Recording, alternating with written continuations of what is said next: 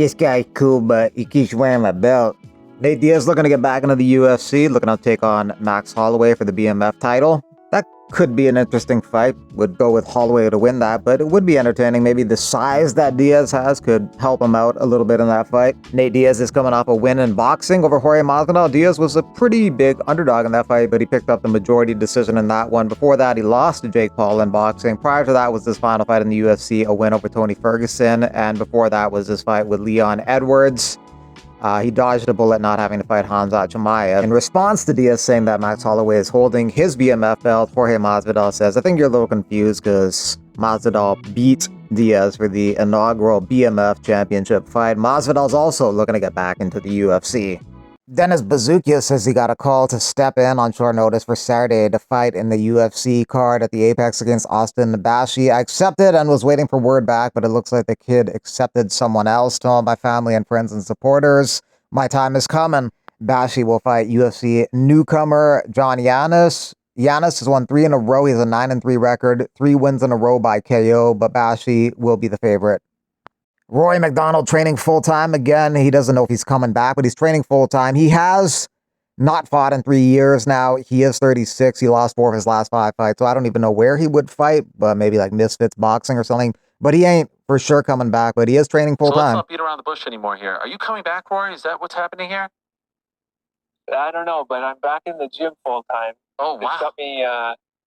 It's got me in the gym loving training again, that's for sure. So I don't know what it'll lead to, but I'm enjoying my time in martial arts again. It just feels good. And when you say full time, what does that mean? Like you're there every day?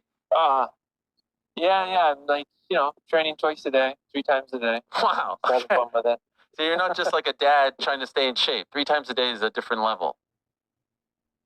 Yeah, it is more than just staying in shape for sure. I'm trying to improve myself and stuff. So, but there's nothing for sure. I'm just having fun at this point, and where I stand is,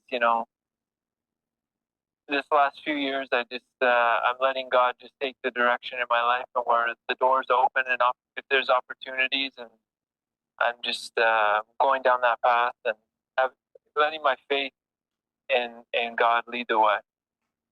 Do you want to fight again? Yeah, there's the fire is always there. It's always part of me. I feel like that was put inside me from an early age, that competition and the love for martial arts. So that never really died. When I left, even when I was burnt out, I carry that edge with me.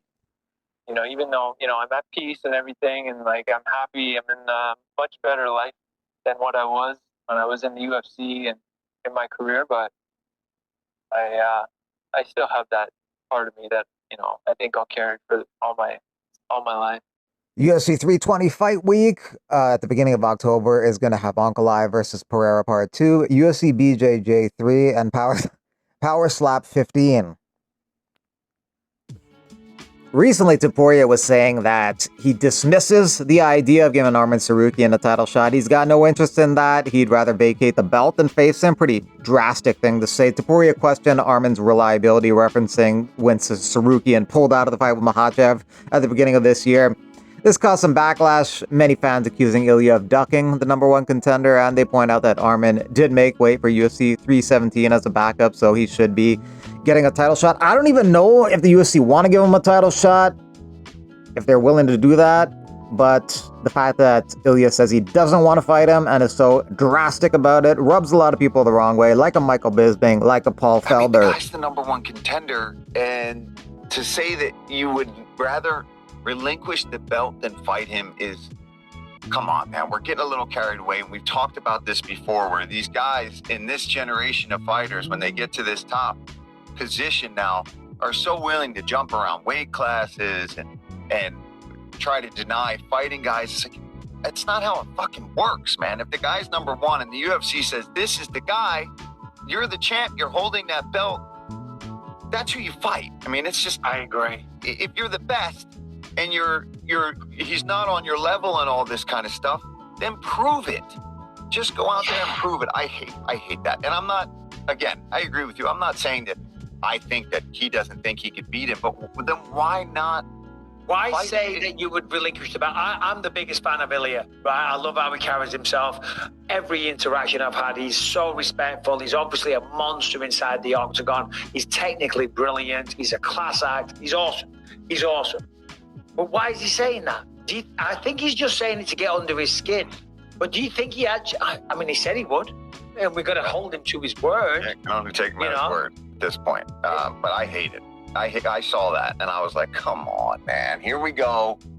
Here we go again. Now you got a champion who's just looking for the biggest thing. And it's like, look, the UFC is not going to try to put you in a position that's not going to be a big thing. And I think you're getting into a position, Ilya, where you are the thing. They don't need the other guy to necessarily be the thing. You're the guy that people want to see. So you could be fighting some kid they pull off the damn street and people would tune in to watch it.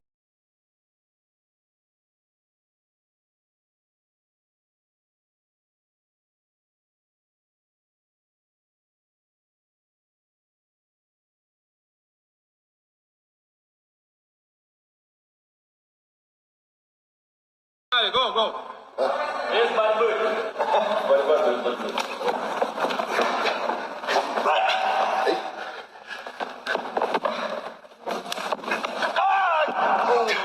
Yes. Было. 2-0. No way. Haim Ghazali looking to fight Dan Belzerian and Jake Shields. Dan has never been in a pro fight, but I'll accept your offer. Let's do bare knuckle MMA. Man, I don't know. This video is for Dan Bazooka. Saw him challenge a rabbi to MMA fight.